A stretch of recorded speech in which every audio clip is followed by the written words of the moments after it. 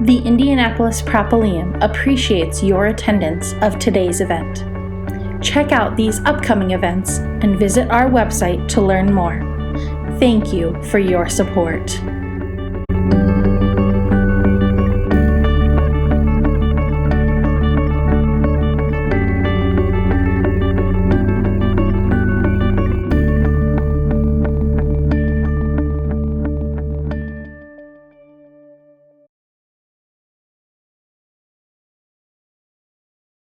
So I'd like to start by welcoming and introducing our speaker tonight, Lian Bunny. Hi, Lian. Hi. To provide a little bit of background information on Lian, she is a reporter for the West Seneca Sun, the newspaper, which West Seneca, for those of you maybe tuning in from Indiana, is a suburb of Buffalo, New York. She's also an adjunct photojournalism professor at St. Bonaventure University. Go Bonnies! She won St. Bonaventure's Hellinger Award for photojournalism, and she was part of News21's team that created Voting Wars, which is a project through Arizona State University that received an Investigative Reporters and Editors Award for student reporting. She has previously worked as a photo editor for the Buffalo Bills and a reporter for the Pittsburgh Business Times. Lian is an incredible young journalist with experience in a lot of different areas of journalism. We thought that she would be a great person to talk about kind of the basics of photojournalism, as well as what it's like to be a photojournalist in one of the most unprecedented times in our history. So again, thanks, Lian, for joining us. And we'll go ahead and start things off with the first question here. Could you tell us what the difference is between a photojournalistic photo and a more artistic photo? What makes photojournalism that? Yeah, that's a great question and a very common question, in our photojournalism 1 classes. First of all, I always like to say photojournalistic photos can certainly be artistic, very creative. Just because it's, journalism doesn't mean it can't be creative. But, at its core, we tell our students it is people doing things, which sounds very simple. But, these are basically, stories in photo form. So, you're showing something that really happened. You're, telling a story. You want to tell your audience something through visuals. And, another difference between photography and maybe photojournalism is that, ethically, there are very strict rules. So in photojournalistic images, nothing should be added or taken out. It should be candid and not overly edited, which is very easy to do now with programs like Photoshop. And so when we give our homework assignments for Photojournalism 1, I tell them that there should be a human subject in every single photo, even if it's, a shadow or a hand or, feet. Now being that buzzword, unprecedented times, there definitely are more photojournalistic images without subjects, especially towards the beginning of the pandemic, because, that was the story. Shops were empty. Right. Niagara Falls was empty. New York Times was empty, so certainly an exception. But if you could pull up my first example, I had a few Sure. to just kind of illustrate what I'm talking about. Okay, awesome. So this first image, it's a very nice photo. It's very aesthetically pleasing. But if we're using our core definition of photojournalism here, it doesn't meet that criteria. It's not showing people doing things. Now, depending on what the story, was that this photo went with, it could be argued it's, an environmental, weather-related feature photo or something like that. But at the core definition, this is really something better suited for Instagram or, an advertisement, something like that. So, it's a beautiful image, but it is just kind of that, a beautiful image. Sure. So this next photo, I wanted to use as an example that really illustrates the definition we're talking about here. So, this is telling a story. It is a moment frozen in time. Obviously, there are human subjects, but, hopefully you can feel and tell the story that's going on here. Fans are very excited about the kickoff of the Buffalo Bills season. and the fireworks had just gone off and they're about to, do the kickoff. So I think those are, two good examples to kind of give an illustration of what I'm talking about. Yeah, that makes a lot of sense. Now that you point out these elements, they seem kind of like things that you can easily pick up on, but maybe aren't intuitively understood. So I think that's great. That kind of leads to the next question. In general, what makes a good photo? Yes. So this is where, certainly the artistic and creativity part can come in. But, one of my favorite quotes about photography is by Eddie Adams. And, if it makes you laugh, if it makes you cry, if it rips your heart out, that's a good picture. And so, not only are we trying to tell a story with the images we're creating, but we're also trying to do it in a way that people don't normally see. And a lot of times that comes from, different angles and different perspectives. I tell my students, very rarely should you be shooting something head on, standing straight at eye level. Because what really draws people in is, maybe I was even at that event, but wow, I didn't see it that way, Right. So that's really important. So my next example photo. So, again, this image certainly could have been taken just, straight head on, but by getting a different angle, the subject is front and center. He looks larger than life. The shadow, nice leading lines leading up to the subject, which we'll talk about later.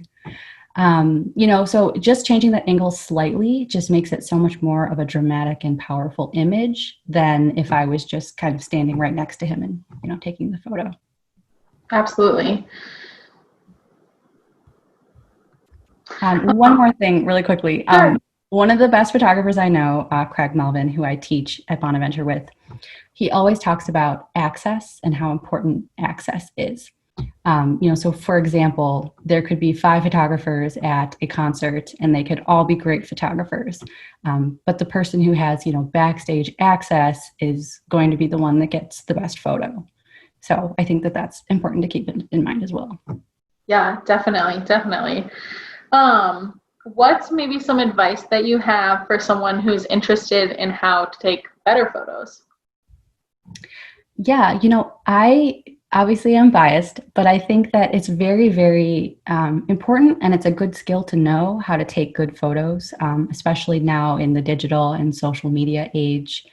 You could be working for literally any company they probably have social media presence and they probably care about their branding and their public image, so Lorianne, I know with your job, you have to take photos and put them up, online. So it's a really good skill, to have, even if you don't want to be a photojournalist specifically. So, jumping off of that access I was talking about, I think it's something important to think about when you're thinking about doing, trying to do better photos or what you want to take photos of, because that can really kind of kickstart you off right there. Like, you have access to the Propylaeum that a lot of people probably don't have. And so that right there is automatically going to make your photography interesting. So, talks like this are helpful. There are a lot of community education classes, even if it's not through a university necessarily. There are a lot of online resources, obviously, but, once you know the basics, I think the best way is just to practice, and whether that's with your cell phone or if you, have a DSLR camera, practice really is key.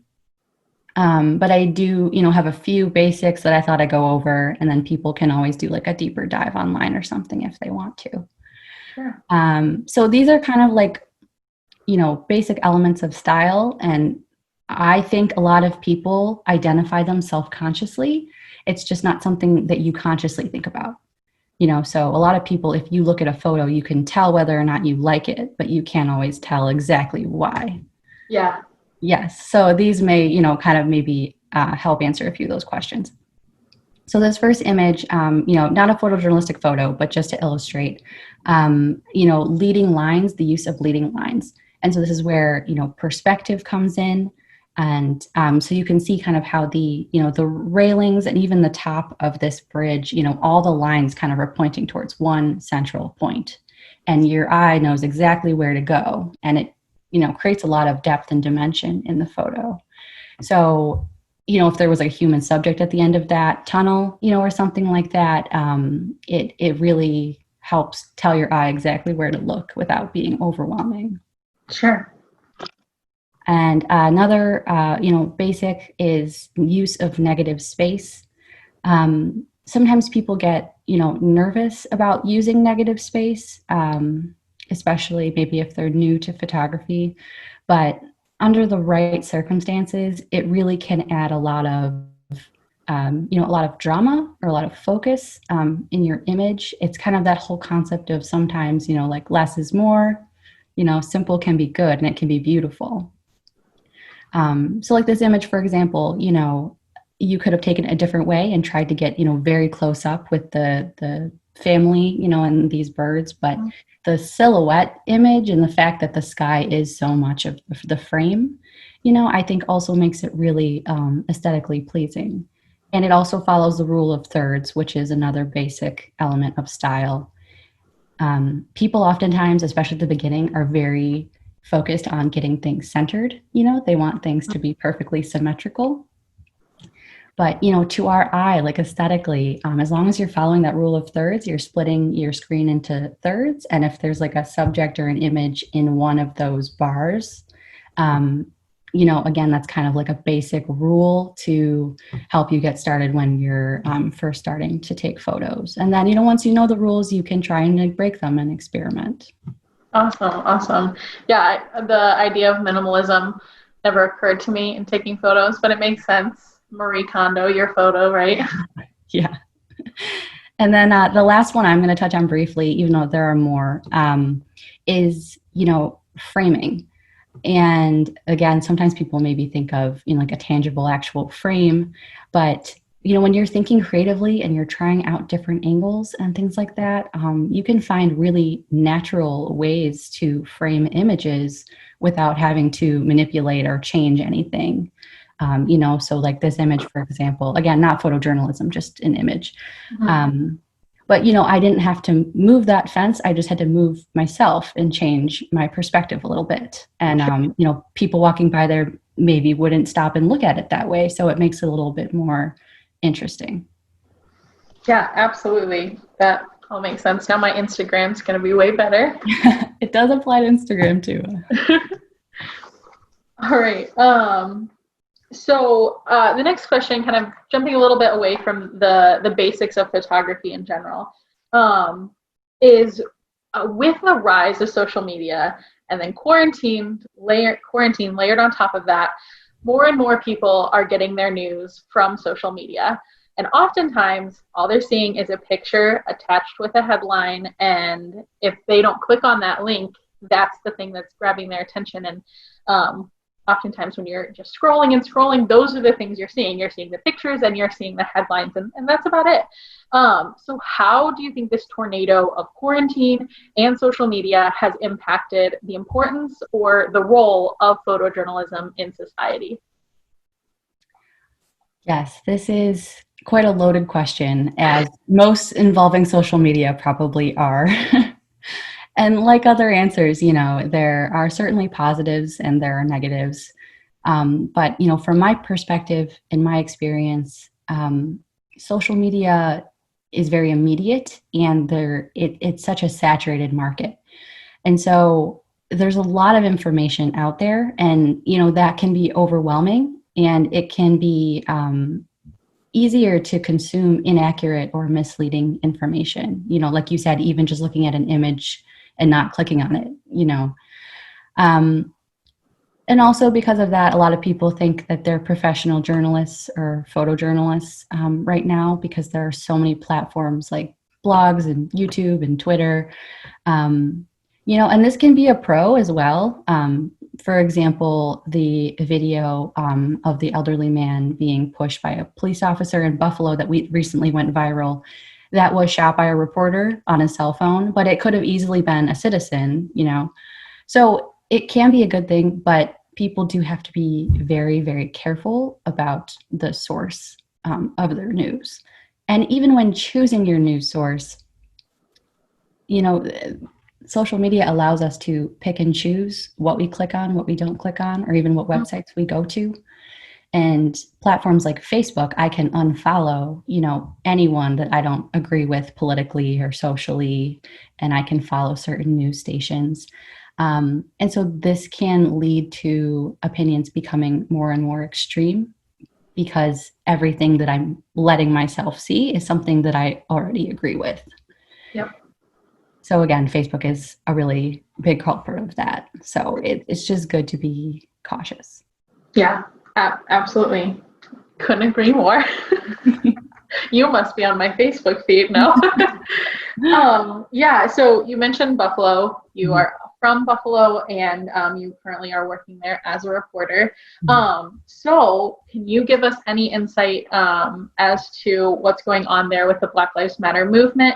Have you reported on it at all? Or just, is there anything that maybe we're not seeing from the national presentation of that news? Yes, it's still kind of an ongoing news story here in Buffalo. Sure. And, I don't want to speak too much on behalf of the city about what's going on because my coverage area, like Lorian had said, is in a suburb of Buffalo. So I have been covering it in the suburb, that perspective, but I haven't been covering it in the city of Buffalo perspective.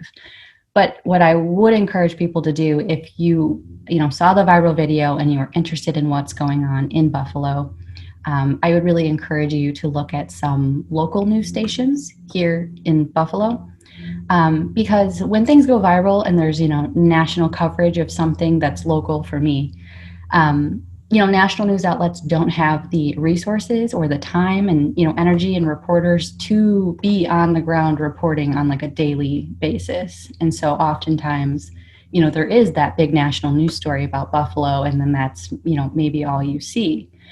And there are little bits and pieces of information that I also have seen left out of some national news coverage. Again, I'm not being critical of them because they have a lot of things to cover, and they're not focusing just on Buffalo.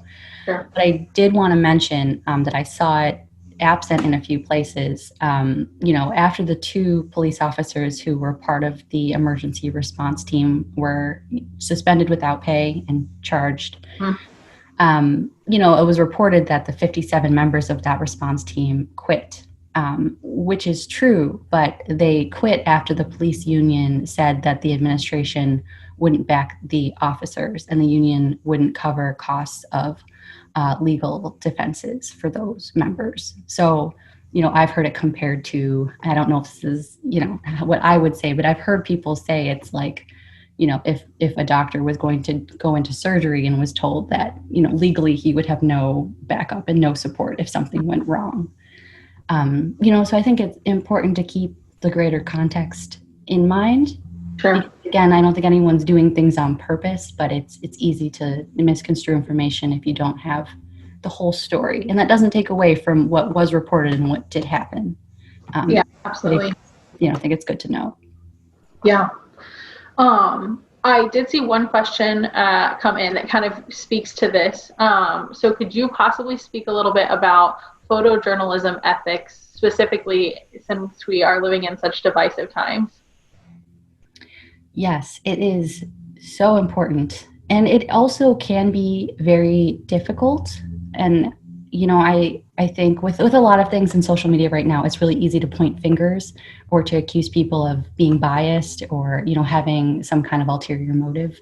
But with complicated issues like that, even when you're mindfully trying to be ethical and fair, it still can be very difficult. I found that even with my own reporting, which isn't even in the Buffalo, city of Buffalo.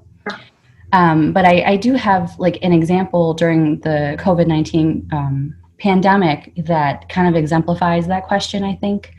There was a paper, it was the New York Post, I believe. I think we have it here. Yes. So the New York Post was criticized very early in the pandemic for using a misleading photo of an Asian man in Queens for an article that was for the first COVID case reported in Manhattan. And now Queens, has a higher Asian American population than Manhattan. And, obviously there was a lot of language going around about it being the Chinese virus, and some people being very suspicious of Asian Americans. And so I think it's a good example illustrating your question. The photo can be very, very important. And even if that man was in Manhattan per se, ethically you have to think about what you're insinuating by having that be the lead photo on your story about someone who got COVID that was not an Asian American. Yeah. So do you think it's a matter of them rushing to get this out first, or something more than that? It really depends. Like I said, I try not to automatically assume that people have ill intentions. Sure. But, sometimes it is that they're rushing, but other times it's, like you had mentioned earlier, sometimes it's the photo or the headline, and that decides whether or not someone clicks on it. Yeah. And so I think that, even the best papers can sometimes fall into clickbait. Sure. Because, they want the most grabbing photo possible. I mean, I'm sure there's some of that going on with the Black Lives Matter protests as well. Yeah, absolutely. Absolutely. We'll jump into one more question from me and then get to some more of the participant questions. But I want to go back in history a little bit to talk about the News21 project that you were a part of. It's called Voting Wars. Could you talk a little bit about that project and maybe one takeaway you had from that experience? I know that you covered from different areas within America. So if you just talk about that project a little bit, especially if there's any ties that you've seen since that was 4 years ago, right before an election, and now we are in the same place. Absolutely. I love talking about News21, and I would recommend, anyone that is a journalism student or knows a journalism student. It was just an amazing, amazing opportunity, and one of the best learning experiences, and just the best summer, hands down, in my life so far. So for those of you who don't know, because it's not a widely known program, but it is a multimedia investigative reporting team through Arizona State University. And it gathers fellows from all over the country. And each summer there is a specific topic that they dive into. And so when I did it, it was voting wars, and it was right before the presidential election. And so as part of that, the first part was the spring semester. We had an online class where we were put into teams and we're communicating with the Arizona State professors and, doing our researching and things like that. And then that summer we were in Arizona, and it involved some traveling and reporting. So I went to 4 states in 2 weeks with different teams. And my teams were specifically looking at disenfranchised middle-class white Americans and Asian American voting rights. Part of that, I also went to 2 Donald Trump rallies, one in Buffalo and one in Phoenix, Arizona.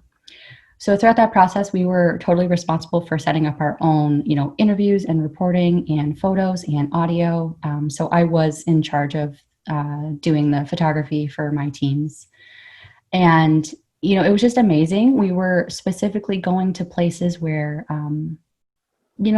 again, national news outlets only have so many resources. And so we were trying to go to the places where, people wouldn't have the time, energy, and resources to go. And so the biggest lesson, hands down, I learned from that was, as journalists, I firmly believe it's our job to listen to people that think that they're voiceless, and to keep diversity in mind when we're selecting interviewees and when we're selecting stories. So for example, Asian Americans are already a minority, and as such, they have very different voting challenges than many other Americans, and historically lower voter turnout than some other groups. And then by looking at disenfranchised middle class in places like small towns in Kentucky and Tennessee, I really got a sense of how so many workers feel in this country. And at the time, I was just as surprised as the President Trump being elected as I think, most experts were.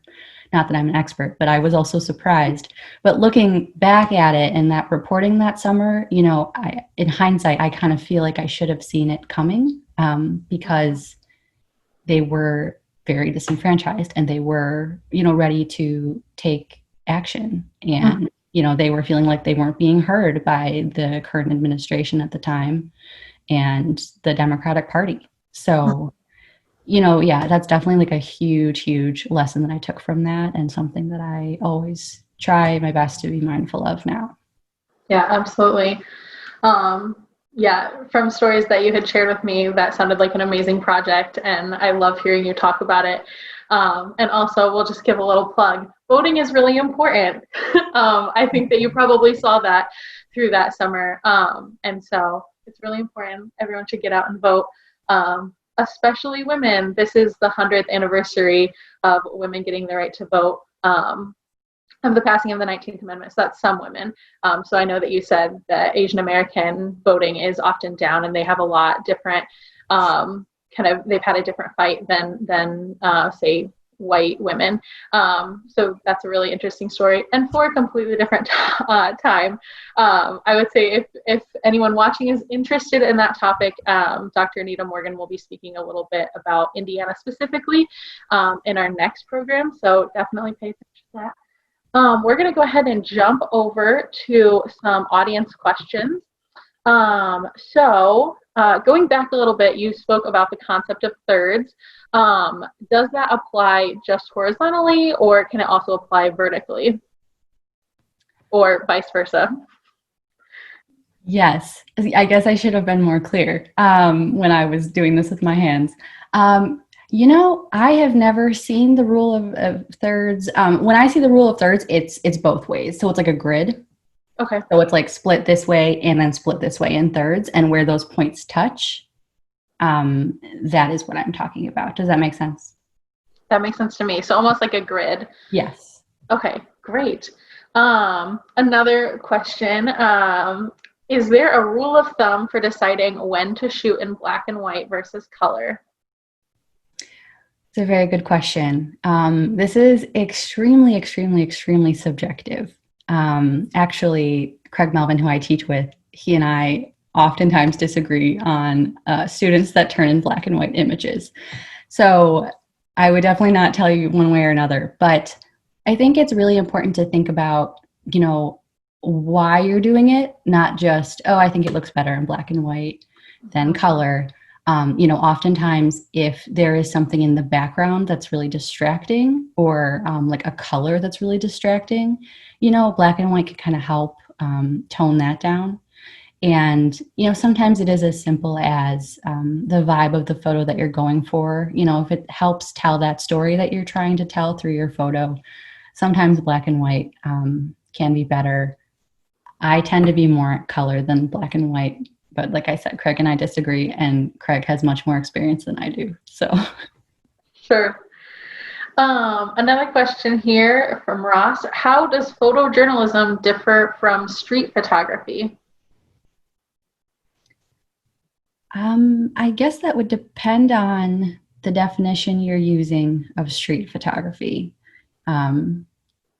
Like street art type photography? I don't know. Ross, if you want to comment some additional things, we'll come back to your question. Yeah, it might just be because I'm not familiar with what street photography is. Another question here. As a photojournalism professional, is there a negotiation between you and the editorial process as to what gets published? And I know that currently you're working as a reporter, but maybe you know about the process in general, or you can speak from past jobs you've had. Yes.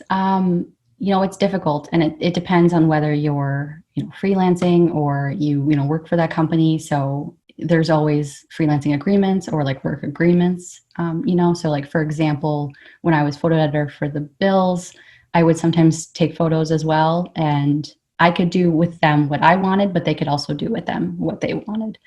So I definitely think that in a respectful way. I definitely think that photographers, if they can, they should be vocal in like their opinions and the photo they think is best. But I think very oftentimes, at the end of the day, it's your editor or your boss's decision. But when we do assignments in my class and we have students work as a team and cover an event or something and then put together like a photo page, Craig and I always tell them to fight for your photo because the best photo should be, front and center, very large. And so if that happens to be your photo, then you should fight for it. Absolutely. Just a comment from Jim. He said that your covered bridge photo is a classic example of the rule of thirds. So I can pull that up real quick. So if you want to talk about that, I can kind of remember it though.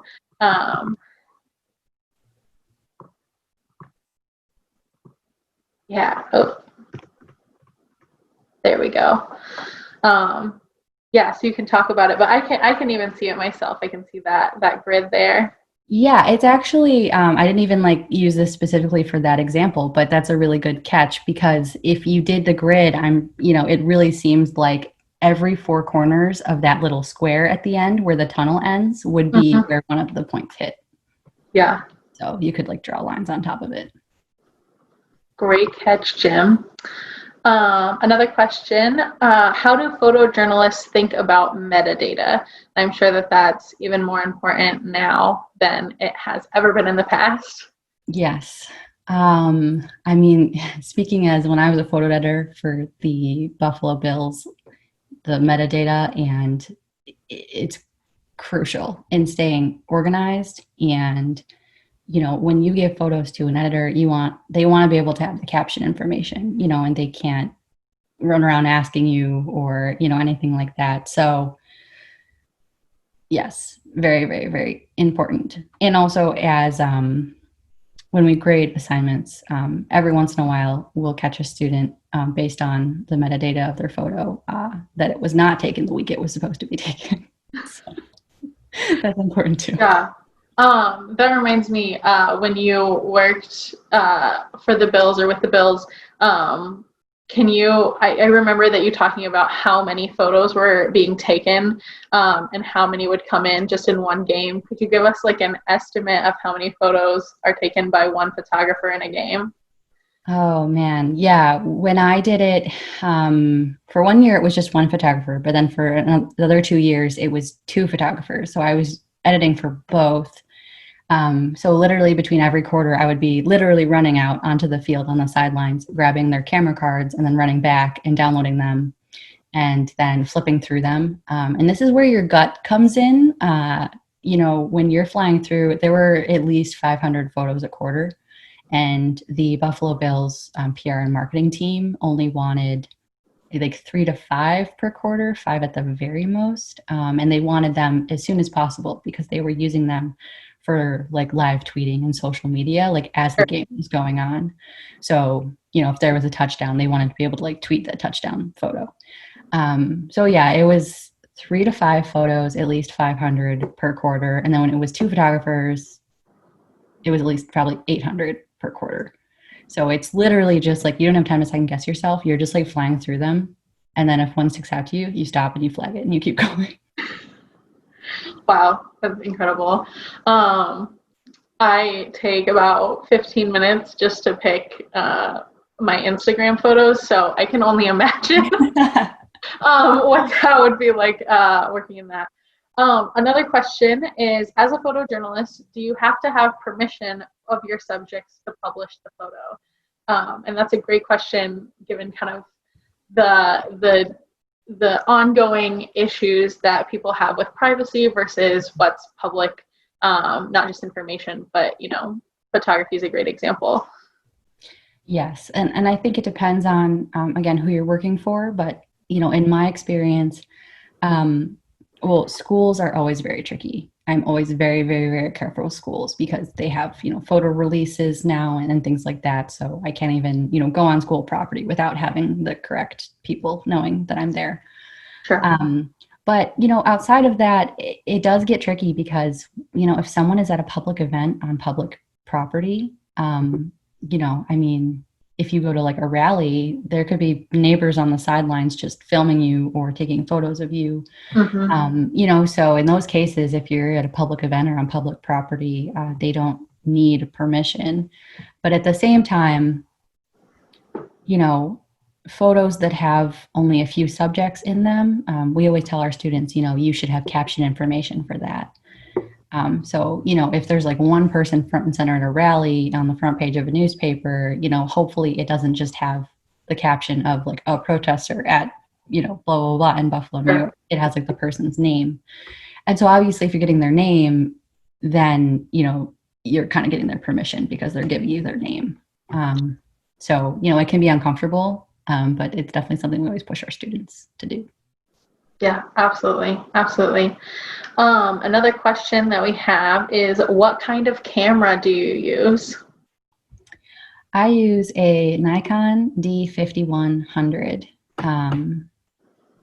It's a very old camera. Yes, I love Nikons, but I think it's whatever you're taught on. It's kind of like your first pet, like you're kind of partial to that kind of pet. Sure. Another quick question. What's your favorite type of event to shoot? So one of the reasons I love journalism and photojournalism so much is that I love doing different things and I love learning different things. So while my process of taking photos or writing articles might be, similar, I'm, meeting new people, talking to new people about different things, seeing different things all the time. And that's what I really love about my job. So when it comes to photography, really anything that has very good atmosphere and energy, it's just very easy for me to kind of feed off of that and get even more, motivated and adrenaline filled when you're, covering an event. It just makes you want to really capture that in a picture. So, for me, I felt that at like sporting events, concerts, political rallies. So for me, it's not really so much what it is, but kind of like what kind of event it is, if that makes sense. Awesome. Well, I think that is going to wrap things up for now. Thank you so much, Lian, for joining us. This was super insightful. I learned a lot. I hope that everyone watching learned something.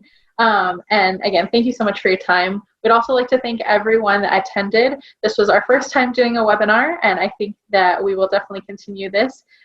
We love the ability that we are here in Indiana as the Propylaeum, and Lian is in Buffalo. So we're trying to make the best of what is happening with COVID-19. And so things like that allow us to have programs like this. So again, pay attention to our Facebook page or our website. We have a lot of upcoming events that are all virtual through the summer, and a lot of exciting suffrage centennial-based programs as well. And we are possibly in the works for another journalism talk with some Indiana journalists. So again, thanks so much, Lian, for attending, and thank you all for coming. Thank you guys so much.